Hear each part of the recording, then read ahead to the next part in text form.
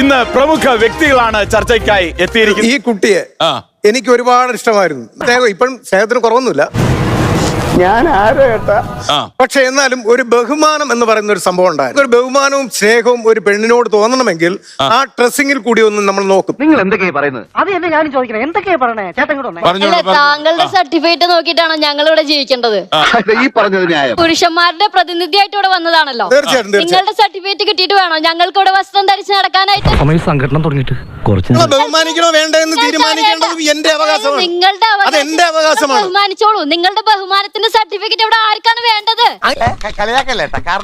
ഒരു സത്യത്തിൽ എന്റെ ചോയ്സ് എന്ന് പറഞ്ഞുകൊണ്ട് ധരിക്കുന്ന ഒരു വസ്ത്രം, അത് സത്യത്തിൽ സെക്ഷലി പ്രൊവോക്കേറ്റീവ് ആണ്. ഏറ്റവും കൂടുതൽ റേപ്പ് അറ്റംപ്റ്റ് നടക്കുന്നത് 13 വയസ്സിന് അല്ലെങ്കിൽ കുഞ്ഞു കുട്ടികൾക്ക് നേരെ ഉണ്ട്. എന്താ അവരുടെ ഡ്രസ്സിങ്ങിൽ എന്ത് പ്രശ്നമുള്ളത്? നിങ്ങൾക്ക് ഇഷ്ടമുള്ള വസ്ത്രം നിങ്ങളുടെ വീട്ടിൽ പോയി ധരിച്ചോളൂ. നിങ്ങളുടെ വീട്ടിലുള്ള സ്ത്രീകളാണോ ഞങ്ങൾ? സാർ, ഒരു കൊഴുപ്പ് കൂട്ടാൻ വേണ്ടി ഞാൻ കൈന്നിട്ടതാ. അല്ലെങ്കിലും തനിക്ക് ഈയിടെ കൊഴുപ്പ് കുറച്ച് കൂടുന്നുണ്ട്. ഒരു പേഴ്സണെ നമ്മൾ കണ്ടു, ഓക്കെ അയാൾ ഇന്നതാണ്, നിങ്ങൾ അങ്ങനെ name slip കൊടുക്കുകയാണോ?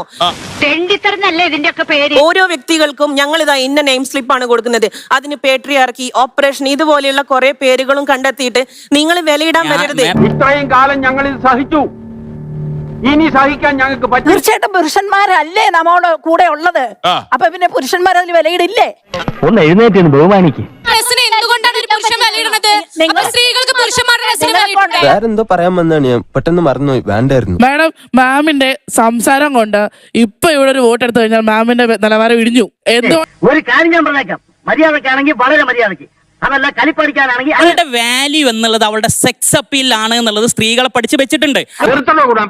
European കൺട്രീസിൽ nude beaches ഉണ്ട്, ആൻഡ് മോർ ഓവർ സ്വിമ്മിംഗ് പൂളുകളുണ്ട്. ഈ സ്വിമ്മിംഗ് പൂളുകളിലൊക്കെ പോകുന്ന രീതികളും അവിടെയുള്ള നേക്കഡ് ആയിട്ട് ആൾക്കാർ സ്വിമ്മിംഗ് പൂളിൽ പോകുന്നത് കണ്ടാൽ ഇദ്ദേഹം അവിടെ ഹൃദയാഘാതമൊന്നും അടിപൊളി അണ്ണാന്റെ.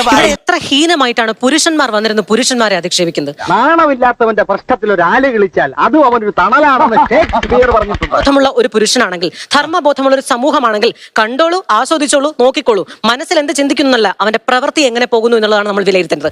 കുറച്ചു കാലമായി മനസ്സിൽ അടക്കി വെച്ചിരുന്നൊക്കെ പുറത്തു പറഞ്ഞപ്പോ എന്തൊരാശ്വാസം. ഈ സ്ത്രീകളുടെ കാര്യത്തിൽ താങ്കൾ എന്തിനാ പറയിടാവുന്നു? കാരണം അവർ നമ്മളെ പെങ്ങന്മാരാണ്. എല്ലാ ഇന്ത്യക്കാരും എന്റെ സഹോദരി സഹോദരന്മാരാണ്. ആ വകയിൽ